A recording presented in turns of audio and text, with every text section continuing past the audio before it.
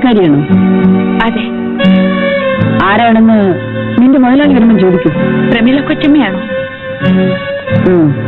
എനിക്ക് ആളെ മനസ്സിലായില്ല. അത് നിന്റെ കുറ്റമല്ല. ഇവിടെ വേറെ ആരുമില്ലേ? ഇല്ല. നിന്റെ മുതലാളി എവിടെ പോയി? രാവിലെ പുറത്തു പോയി. ശരി, ഈ പെട്ടി മുറിയിൽ കൊണ്ടുവയ്ക്കൂ. ഏത് മുറിയില്ല? അതും ഞാൻ പറഞ്ഞു തരണം അല്ലേ? മുതലാളിയുടെ ബെഡ്റൂമിൽ. മനസ്സിലായോ? വലിയ ദേഷ്യക്കാരനാ. ചോദിക്കാതെ. ചോദിക്കാനും പറയാനും ആളില്ലാത്തത് കൊണ്ടാ ഇങ്ങനെയൊക്കെ ഉണ്ടായത്. പറഞ്ഞത് കേട്ടാൽ മതി.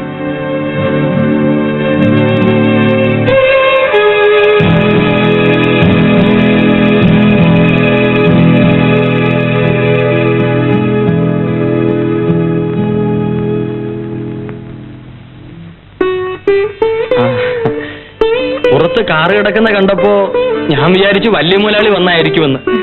കുഞ്ഞിനെ കണ്ടിട്ട് എത്ര നാളായി. എന്നെ കാണിച്ചു തരണമെന്ന് നിങ്ങളുടെ കൊച്ചുമുതലാളിക്ക് തീരെ വിചാരമില്ലല്ലോ. ആ, ശ്രീധരപിള്ളിക്ക് സുഖാണോ? ഓ, സുഖമാണ്. ഞാൻ എന്നും പറയും കുഞ്ഞിനെ ഇങ്ങോട്ടൊന്ന് കൊണ്ടുവരാൻ. ഏതായാലും ഇപ്പൊ വന്ന വളരെ നന്നായി. അതിരിക്കട്ടെ, അദ്ദേഹം എവിടെ?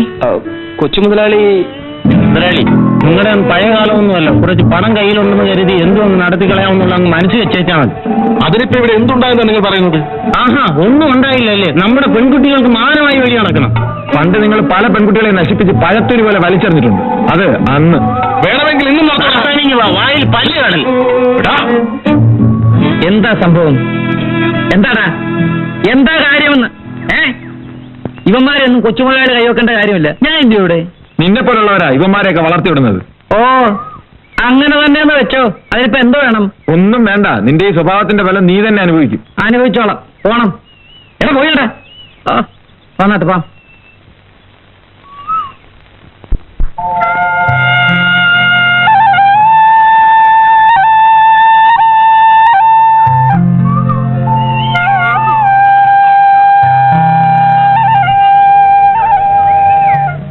അമ്മച്ചി, ഇതാ പ്രസാദം.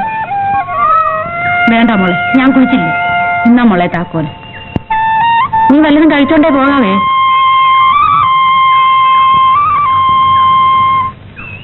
വേഗം വരി, വേഗം വരി. വേഗം വാ, നേരെ ഒരുപാടായി. എല്ലാരും ഇപ്പൊ പോയി കാണും. നീ എന്നെ നോക്കി സ്നേഹമായിട്ടൊന്ന് ചിരിക്കെങ്കിലും ചെയ്യണീ പപ്പം. ഓ, ചിരിക്കാം.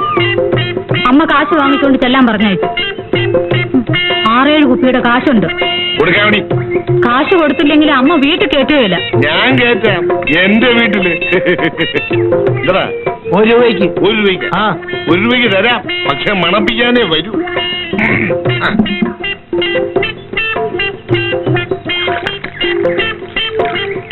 ശരി, എന്നാ കണ്ണും അടച്ചോണ്ട് അടിച്ചോ. മൂക്കി പിടിച്ചോടാ. മട്ടം മട്ടാന്നെ കുട്ടികളാ. കാഴ്ചടാ. ആ, പോ. പാലുകൂടി മാറിയില്ല. അതിനുമുമ്പ് അവൻ ചാരായം കൂടി തുടങ്ങി. അണ്ണാ, ഇതുപോലെ ഒരു മുക്കുമാല എനിക്ക് വാങ്ങിച്ചു തരുമോ? ഞാനേ മുങ്ങി. നിന്നെ കൂടെ മുക്കണോ? നിന്നാണ പത്മം. എനിക്ക് നിന്നോടുള്ള സ്നേഹത്തിന് ഓ, എനിക്കറിയാം. നിന്റെ അമ്മയ്ക്ക് കൊടുക്കാനുള്ള പണം നമുക്ക് ശ്രീധരത്തിൽ അഡ്ജസ്റ്റ് ചെയ്യാറുണ്ട്.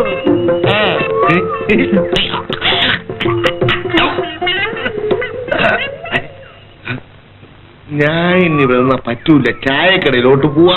പിന്നെ ഞാൻ മാത്രം ഇവിടെ നിൽക്കണോ? എടി, നീ ഇവിടെ ഇരുന്ന് കൊടുത്തുള്ള കാശ് മേടിച്ചാ മതിയെന്ന്. രാമൻകുട്ടി അണ്ണനാണ്. രാമൻകുട്ടി അല്ല, രാവണൻകുട്ടി ആയാലും നിന്നെ കണ്ടാ വീഴും. നീ ഇവിടെ ഇരുന്നോ.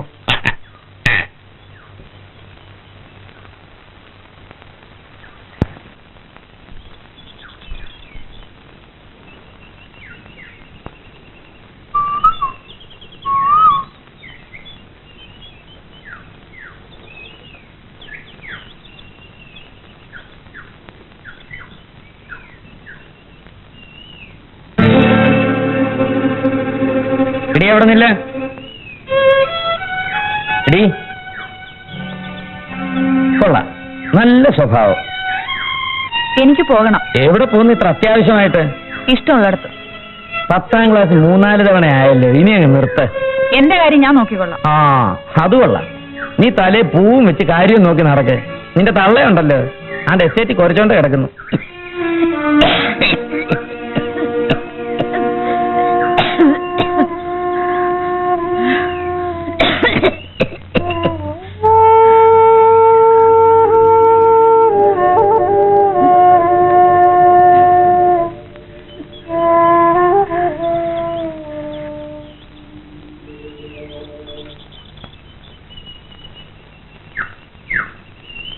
വീടുണ്ടോ രാമൻകുട്ടി ഒന്നെടുക്കാൻ?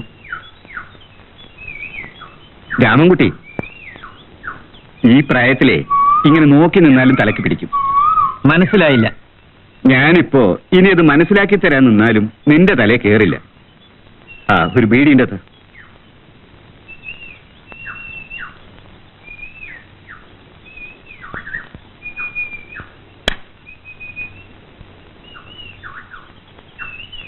എന്താ നോട്ടുണ്ടോ?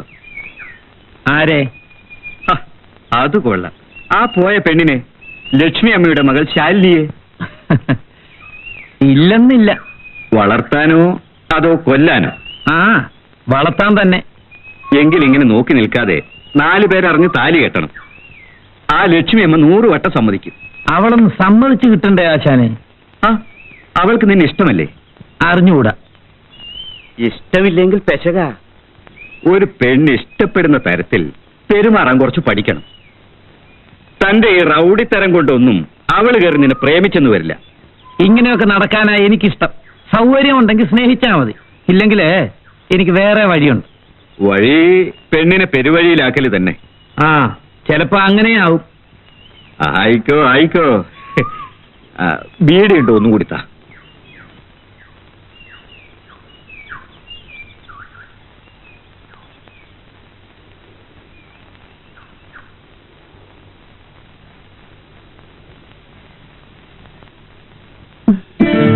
കളി കുറച്ച് കൂടുന്നുണ്ട്. കൈയെടുക്കാനാണ് പറഞ്ഞത്. ഭവാനി കൈയെടുക്കാനാണ് പറഞ്ഞത്.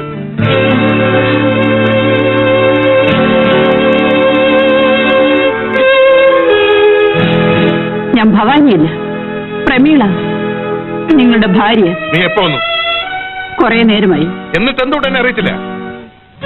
അറിയിക്കാൻ ഞാൻ നന്നായെന്ന് ഇപ്പോൾ തോന്നുന്നു. പുതിയ ചില അറിവുകൾ അതുകൊണ്ട് എനിക്ക് കിട്ടി. നീ എന്താണ് ഈ പറയുന്നത്? ഓ, ആ പെണ്ണിന്റെ പേര് ആദ്യം പറഞ്ഞുകൊണ്ടാണ് നിനക്ക് ഈ പരിഭവം. എനിക്ക് പരിഭവമൊന്നുമില്ല. അവൾക്ക് കളി കുറച്ച് കൂടുതലാണ്.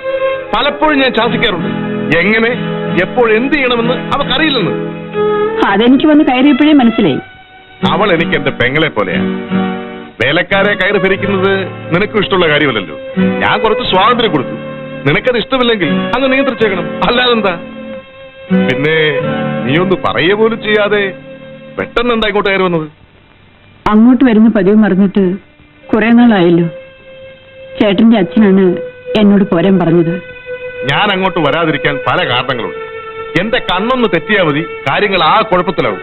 അത്രക്ക് ജോലി തിരക്കുണ്ട് ഇവിടെ. ഭർത്താവിന്റെ ജോലി തിരക്ക് കുറയ്ക്കാൻ ഭാര്യയ്ക്ക് സാധിക്കും. അതുകൊണ്ട് ഞാൻ പോരാമെന്ന് വെച്ചത്. നിനക്ക് എന്ത് സാധിക്കും? ഇനി നിന്റെ കാര്യം കൂടി ഞാൻ നോക്കണം. ബാക്കിയുള്ള എന്റെ സമയം പോകും. അതുകൊണ്ടാ നിന്നെ ഞാൻ ഇങ്ങോട്ട് കൊണ്ടുവരാനും. ഞാൻ വന്നത് ചേട്ടൻ ഇഷ്ടമായില്ലേ എന്ന് ഞാൻ പറഞ്ഞോ? പറഞ്ഞില്ല, പക്ഷേ എനിക്കങ്ങനെ തോന്നുന്നു. നിനക്കങ്ങനെ ഓരോന്ന് തോന്നും. ചേട്ടാ, നാളത്തെ ദിവസം എന്താണെന്നറിയാമോ? എന്താ? ഒന്ന് ഓർത്തു നോക്കൂ.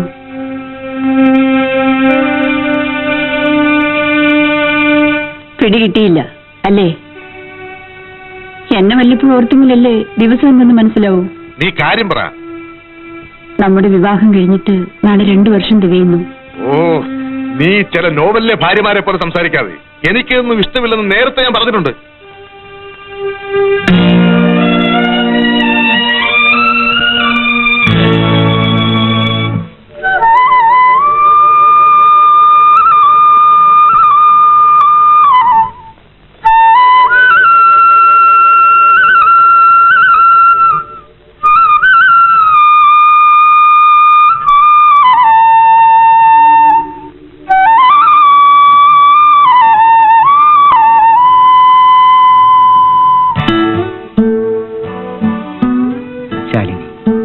ഞാൻ എത്ര നേരമായി കാത്തു നിൽക്കുന്നു.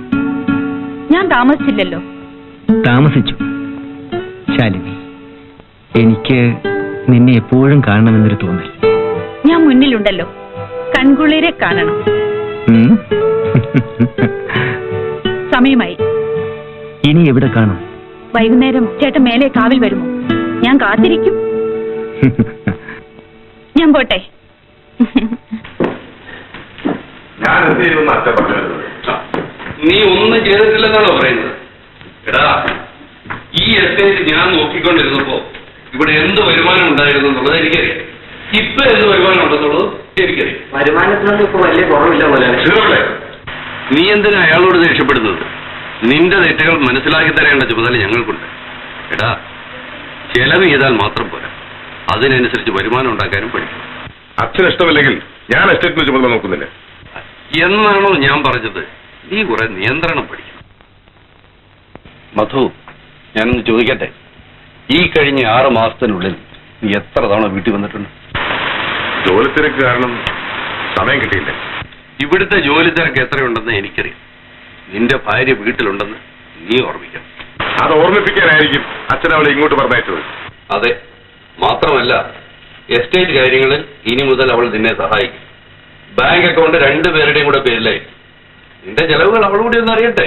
ഭാര്യയുടെ നിയന്ത്രണത്തിൽ ജീവിക്കാൻ മാത്രം നാണം കെട്ടവനായിട്ടില്ല ഞാൻ.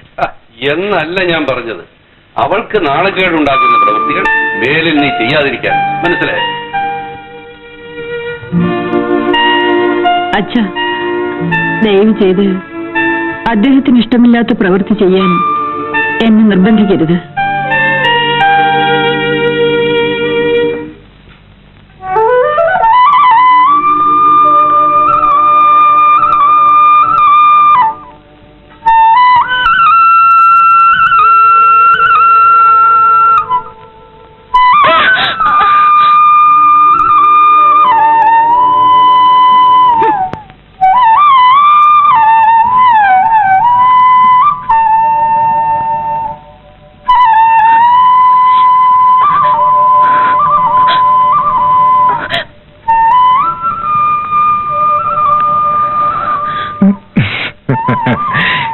ശാലിനി, ഒന്നുമില്ല. നീ എന്തിനാ ദേഷ്യപ്പെട്ടത്? ഞാനൊന്നും ദേഷ്യപ്പെട്ടതല്ല. പിന്നെ? ചേട്ടൻ നിൽക്കാമെന്ന് പറഞ്ഞ സ്ഥലത്ത് നിൽക്കാത്തതെന്ത്? ഓ, അതാണോ? അത് ശരി. ശാലിനി, നമുക്ക് കുറച്ചു നേരം സംസാരിക്കാം. വേണ്ട, സമയമായി. ഞാൻ പോട്ടെ ചേട്ടാ, ഞാൻ പോട്ടെ.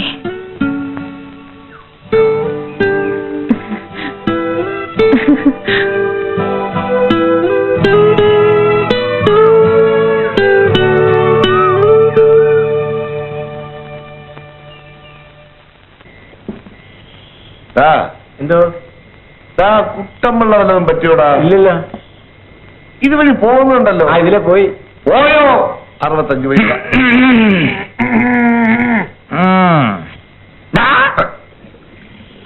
ഇത് ആര്? കുട്ടമ്പിളങ്ങത്തെയോ? ഇവിടെ വാടാ.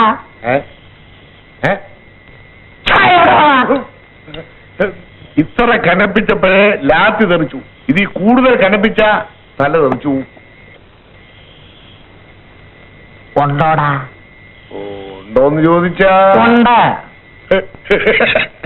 കള്ളം പറയരുത്. സത്യമല്ലാതെ ഞാൻ ഇതുവരെ പറഞ്ഞിട്ടില്ല. കള്ളം പറയാൻ എനിക്ക് അറിഞ്ഞുകൂടാ.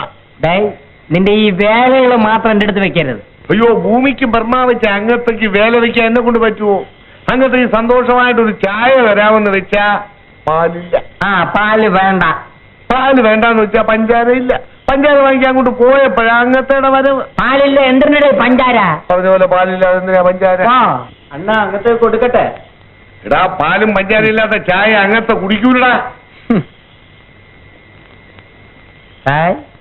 മേലാൽ ഇവിടെ ചാരായ കച്ചവടം നടത്തുന്നത് ഞാൻ കാണരുത്. അങ്ങത്തെ കാണൂല. ഈ സ്ഥലത്ത് വെച്ച് കച്ചവടം നടത്തരുതെന്നാണ് ഞാൻ പറഞ്ഞത്. ചാരായ കച്ചവടം നടത്താൻ പറ്റിയ സ്ഥലം ഇതല്ലാതെ വേറെ എവിടെ ഇരിക്കുന്ന അങ്ങത്തെ? പറഞ്ഞത് കേട്ടാ? പറഞ്ഞത് കേട്ടു, പക്ഷെ സ്ഥലം വേറെ ഇല്ല. ബീഡി ഉണ്ടടാ, ബീഡി. ബീഡി വഴി നിർത്തി ഇപ്പൊ കഞ്ചാവാണ് വലിക്കണം. അതായിരുന്നാലും മതി. അതും ഇപ്പൊ ഇല്ല, ഞാൻ കൊടുത്തേക്കാം.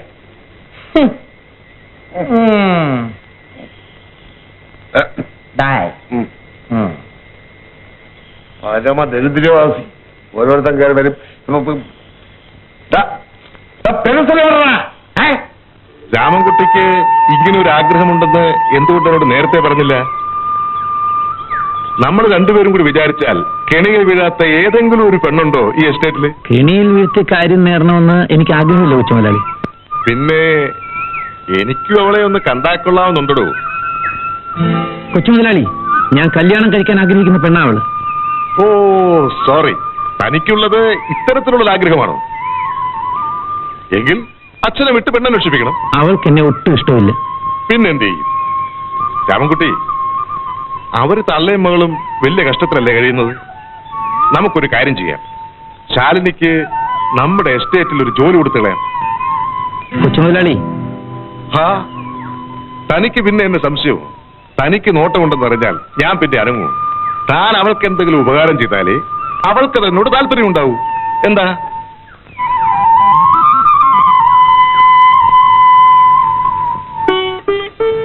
അമ്മച്ചി, മോള് വന്നു. എന്താ അമ്മച്ചി നീ ഇവിടെ? നമുക്കൊരു നല്ല കാലം വന്നു മോളെ. നിനക്ക് തോട്ടത്തിൽ കണക്കെഴുതുന്ന ജോലി തരാമെന്ന് പറഞ്ഞു. ആര്? കൊച്ചുമുതലാളി. ഓഹോ, ഇന്ന് വൈകിട്ട് നിന്നെ ബംഗ്ലാവിൽ ചെല്ലാൻ പറഞ്ഞു. നീ എന്താ ഒന്നും മിണ്ടാത്തത്? നമുക്ക് ആ ജോലി വേണ്ട അമ്മച്ചി. എന്തോന്ന് വേണ്ടെന്നോ? നോശിച്ചോളെ, എന്റെ കഷ്ടം കണ്ടോണ്ടാ കൊച്ചുമുതലാളിക്ക് അങ്ങനെ തോന്നിയത്. അതുകൊണ്ടായിരിക്കില്ല. അല്ലടി, നിന്റെ സൗന്ദര്യം കണ്ട്. രൂപ എത്ര അവിടെ കൊടുക്കാനുണ്ടെന്ന് അറിയാമോ? നിന്നെ പഠിപ്പിക്കാനും കൂടാ വാങ്ങിയത്. എന്നെ പഠിപ്പിക്കേണ്ടത് പറഞ്ഞല്ലോ. പഠിച്ചോണ്ടാണല്ലോ ജോലി തരാമെന്ന് പറഞ്ഞത്. ഞാൻ എല്ലാം അമ്മച്ചിയോട് എങ്ങനെ തുറന്നു പറയും? കൊച്ചുമുതലാളിയെ കുറിച്ച് ആളുകൾ പറയുന്നത് ഒന്നും അമ്മച്ചി കേൾക്കുന്നില്ലേ? മാനമല്ലേ അമ്മച്ചി വലുത്? പിന്നെ നീ വലിയ ആഫീസറുടെ മോളല്ലയോ? ഒരിടത്തും പോകണ്ട. നീ ഇങ്ങനെ ആടിപ്പാടി നടന്നു. മൂദേവി, ഞാനിങ്ങനെ ചുമച്ച് ചായ. ലക്ഷണം കെട്ടവളെ, നിന്റെ ഉച്ചയോടെ കൊന്തയത്തു. എന്റെ ജീവനും കൂടെ അങ്ങെടുത്തെങ്കിൽ ഒന്നും കാണും.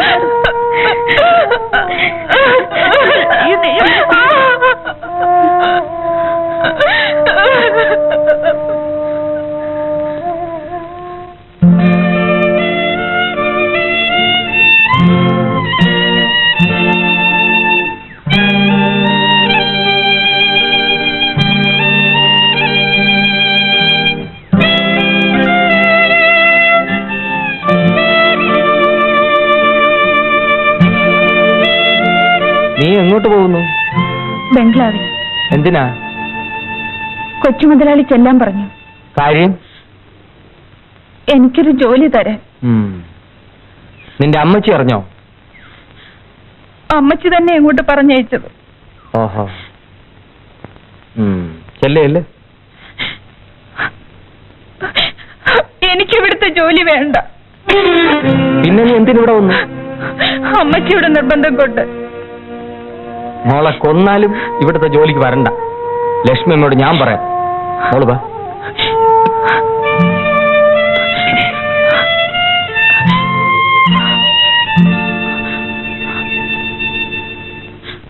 ആഹാ, അവൾക്ക് അത്രയ്ക്ക് അഹങ്കാരമായോ? എങ്കിലും ഒന്ന് കാണണമല്ലോ. എന്ത് കാണാൻ? സ്നേഹം കാണിച്ചത് മനസ്സിലാക്കിയില്ലെങ്കിൽ നമുക്ക് മറ്റു ചില വഴികൾ നോക്കാം.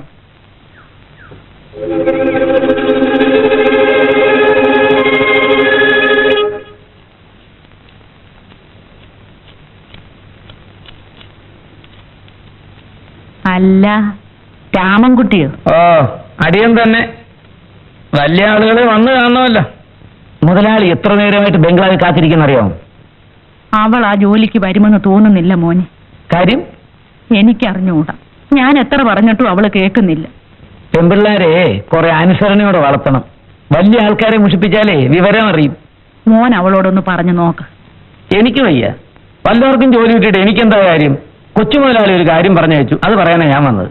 എന്താ മോനെ കാര്യം? നിങ്ങള് നാളെ രാവിലെ സബ് രജിസ്ട്രാർ ഓഫീസിൽ ചെല്ലണമെന്ന്. കൊച്ചുമുതലാളിയോട് വാങ്ങിയ രൂപയ്ക്ക് ഈ വീടും പറമ്പ് എഴുതി കൊടുക്കാൻ. അയ്യോ മോനെ, ഞാനും എന്റെ പ്രായമായ കുട്ടി എവിടെ പോവും? കുട്ടിക്ക് പ്രായമായതിന് മുതലാളി എന്തോ വേണം? മോനെ, ഞാൻ നാളെ അവളെ വിളിച്ചോണ്ട് വരാം. അയ്യോ വേണ്ട, അവളെ കണ്ടില്ലെങ്കിലേ അവിടെ ആർക്കും ബോധക്കേടൊന്നും വരികയല്ല. പിന്നൊരു കാര്യം, ഓക്കെ, പ്രമാണത്തിൽ ഒപ്പുവെക്കാൻ തയ്യാറായിക്കണം. മോനെ,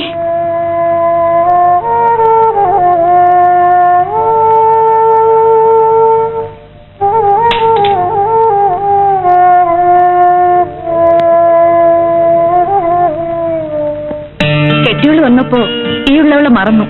പിന്നെ അതുകൊണ്ടല്ലേ ഇപ്പൊ നിന്റെ അടുത്തേക്ക് വന്നത്. ഓ വന്നു. എത്ര ദിവസമായി ഒന്ന് തിരിഞ്ഞു നോക്കിയിട്ട്. നീ ഒന്ന് തിരിയാതെ കിടക്കും. അയ്യോ, കഥ കടച്ചിട്ടില്ല. ഛേ, അതൊന്നും സാരമില്ലെന്ന്. അവൾ അച്ഛനെ കാണാൻ പോയിരിക്കല്ലേ, വൈകുന്നേരം വരൂ.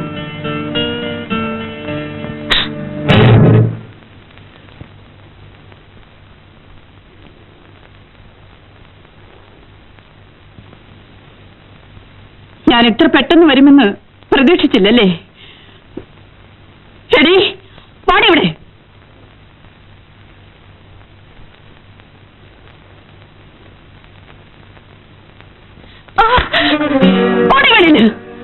എടീ, നീ എന്തിനാണ് ഇവിടെ അടിച്ചത്? അടിക്കേണ്ട നിങ്ങളെയാണ്. അതെനിക്ക് പറ്റാത്തത് കൊണ്ടാണ് അവളെ അടിച്ചത്. പ്രമേലേ,